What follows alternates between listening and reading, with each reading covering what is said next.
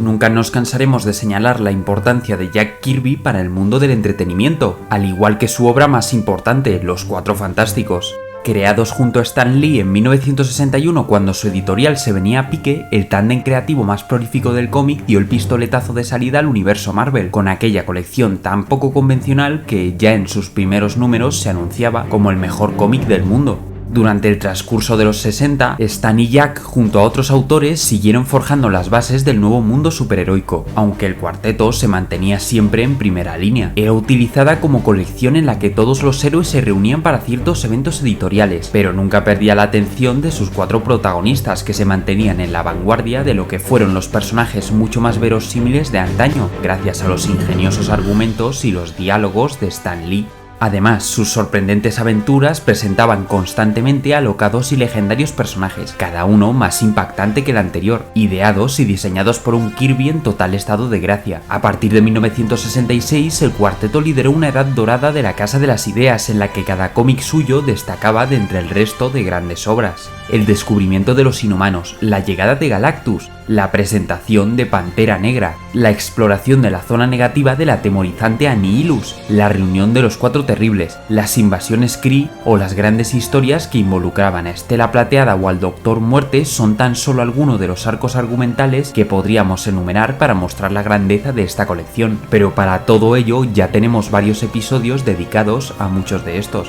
Y es que lo sabemos, cuando hablamos de estos cómics nos repetimos más que el ajo, pero no podemos evitarlo. Son demasiado buenos como para no recomendároslo a cada rato, que por cierto, si queréis leerlos podéis comprarlos a través del enlace de Generación X que tenemos en la descripción, y así ayudáis a vuestro canal favorito. O al menos lo eran hasta finales de la década, cuando una nueva distribuidora obligó a Stan y a los suyos a no extender sus argumentos a más de un número mensual, por lo que los grandes arcos que abarcaban 3 o 4 ejemplares desaparecieron de los planes de los autores marvelitas. Esto desembocó rápidamente en una pequeña gran crisis creativa, dado que los guionistas y dibujantes se habían quedado sin espacio para desarrollar grandes aventuras, y muchas de ellas, en especial las de mayor escala, comenzaron a resentirse muy pronto con argumentos demasiado simples y muy poco interesantes. Aquello pareció ser la gota que colmó el vaso para el bueno de Jack, que en su cabeza ya llevaba rondando desde hace tiempo la idea de hacer tebeos por su cuenta, todo por culpa de un Stan Lee al que culpaba de estar adueñándose de todo el crédito de los trabajadores del bullpen de Marvel.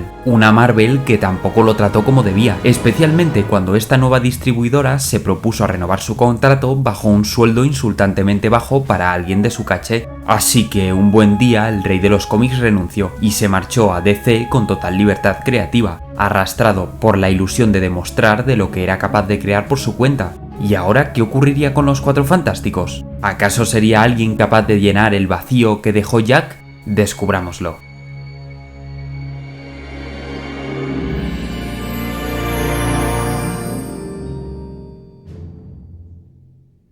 La noticia asoló el mundo de las viñetas como un brutal terremoto. Una de las figuras más importantes de Marvel Comics Group acababa de marcharse, dejando huérfanos a sus más preciadas creaciones, los Cuatro Fantásticos. El resto de los héroes habían encontrado desde hace tiempo nuevos autores que, de mejor o peor manera, sobrellevaban aquella nueva política de argumentos individuales, pero ningún otro artista se había encargado jamás del cuarteto. Desde hacía más de 100 números, en los créditos siempre habían aparecido los nombres de Stan Lee y Jack Kirby, que desde hace años era entintado por Joe Sinnott. Pero Stan conservó la calma y rápidamente encontró a un sustituto, John Romita.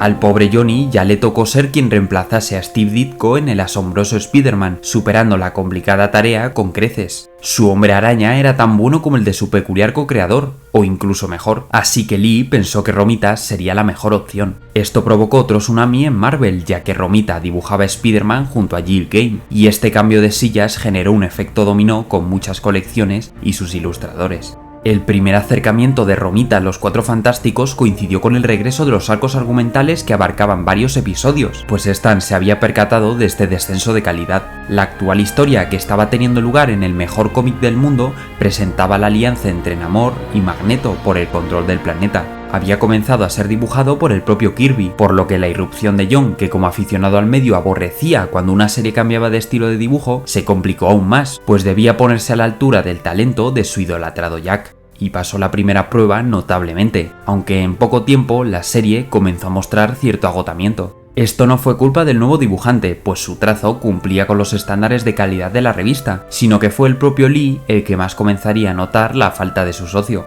Y es que esto vuelve a traer a la palestra el método Marvel que utilizaban para crear las historias. En los primeros días a Stan Lee se le ocurría una sinopsis que le pasaba a algún dibujante para que éste, con total libertad, la desarrollase en 20 páginas o, como ya hemos abordado, en un arco argumental de varios episodios, a los que luego se le añadían los diálogos. Con el paso de los años, a la vez que las obligaciones editoriales y de relaciones públicas de Lee se incrementaban, su atención a un mero cargo de escritor comenzó a verse mermada, por lo que este trabajo caía bajo los hombros de los dibujantes, como Jack en Los Cuatro Fantásticos. Esto hizo, y como dejan patentes las páginas originales en las que a menudo podemos encontrar los diálogos escritos por el propio dibujante, que Kirby comenzara a ser el autor completo del cuarteto, con Stan como supervisor y editor. Y cuando el ilustrador se marchó, se llevó consigo su explosiva creatividad, que también sabía aprovechar su compañero y alguna vez amigo, Lee. Las aventuras del equipo se comienzan a desdibujar muy rápidamente, bajo repetitivas premisas de seres extremadamente poderosos que llegaban al planeta como copias baratas de Galactus y Silver Surfer, u otros refritos de números pasados o restos de historias inacabadas del exiliado dibujante. Y en muy poco tiempo Romita abandonó la colección, siendo reemplazado por el gran John Buscema, que tras la marcha de Kirby se había alzado como el máximo representante del estilo Marvel.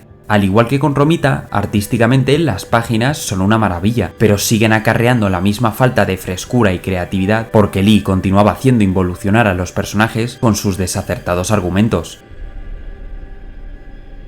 Los eventos que desencadenan el nuevo experimento de Reed por hacer que Ben vuelva a tener forma humana, pero conservando sus poderes a partir del número 107, hicieron que Stan Lee intentara plasmar en el mundo de las viñetas y de forma alegórica la partida de Jack de la editorial, pero esta nueva trama, a nuestro humilde parecer, hace aguas por todas partes. Parece ser que el experimento, aunque exitoso, ha producido un efecto secundario en el cerebro de Ben Grimm, que lo vuelve poco a poco más violento. Esto lo lleva a, en vez de agradecer a su amigo por lograr revertir las consecuencias de los rayos cósmicos de aquella fatídica misión, a empezar una serie de discusiones y riñas con Mr. Fantástico, como nunca había ocurrido a tal nivel. Lo mismo ocurre con el pobre Johnny, que acaba de ver como su en este momento novia Crystal abandona el equipo, y a su pareja ciega Alicia, a quien ha querido durante tantos años, la ningunea diciendo que ahora que vuelve a ser normal puede aspirar a alguien mejor que ella. Y lo que es aún peor, todo esto nos hace volver a los inicios de la cosa en los que detestaba sus poderes, estaba siempre de mal humor y abandonaba constantemente el equipo, como si una década de desarrollo de personaje no hubieran servido para nada, para que el mensaje esencial de Ben Grimm de aceptar cómo eres y saber que hay gente que te va a querer sea cual sea tu apariencia sea echado por la borda. Podéis llamarnos defensores de lo clásico,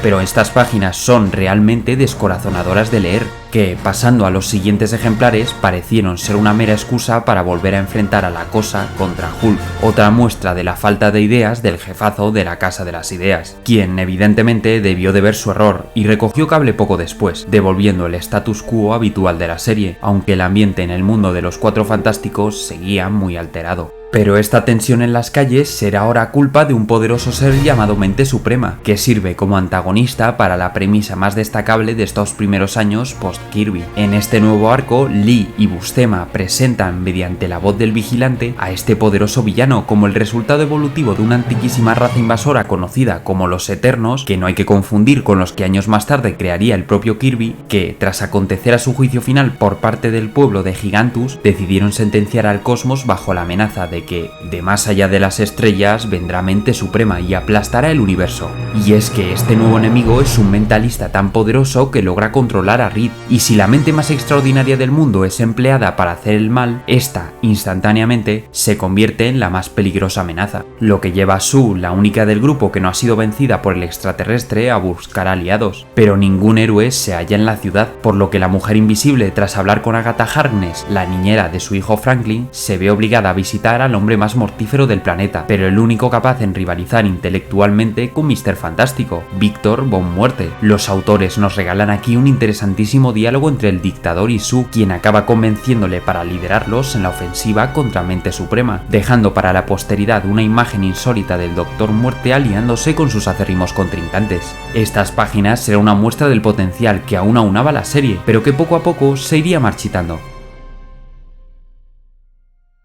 Stan Lee abandonó sus labores de editor para trabajar en el guión de una película que jamás vería la luz. Entonces fue sustituido por Archie Goodwin, que se encargó de confeccionar aquellas viñetas que acabamos de mencionar. Y tras un único número de Roy Thomas, Lee regresó para volver a utilizar a Estela Plateada junto a John Buscema. Ambos se habían unido para realizar la gran serie individual del surfista plateado a finales de los 60, y este nuevo arco, que prometía un reencuentro entre el Heraldo y Galactus, tiene grandes momentos, como la presentación del Ángel Gabriel, pero termina pareciéndose demasiado a la historia original de la llegada del Devorador de Mundos. Poco después, Stan Lee dejaría definitivamente la colección, una colección que había perdido a sus dos padres fundadores.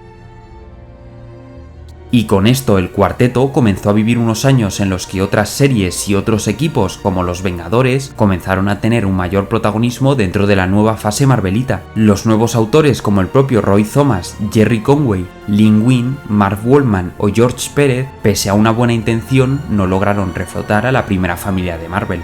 Comenzaron a cambiar a los miembros del cuarteto como si de un equipo de baloncesto se tratara. Aparecieron Luke Cage o Medusa, sin mucha pena ni gloria. A su vez, Johnny Storm, una de las estrellas de los primeros años de Marvel, se veía cada vez más opacado por otros héroes y hasta su amor, Crystal, lo sustituyó por Pietro Maximoff. Y aunque Jack Kirby regresara a la editorial hacia 1976, este nos encargaría de nuevo de una colección que estaba quedando relegada a una reliquia del pasado, que además había sentado las bases de un universo que ahora crecía sin ellos como protagonistas. Como mucho, Jack comenzaría a realizar los storyboards de la nueva serie de animación del equipo, donde se introdujo a Herbie, que poco después tendría su debut en las viñetas, unas viñetas que ya no eran ni la sombra de lo que Jack Kirby junto a, evidentemente, Stan Lee habían convertido en el mejor cómic del mundo.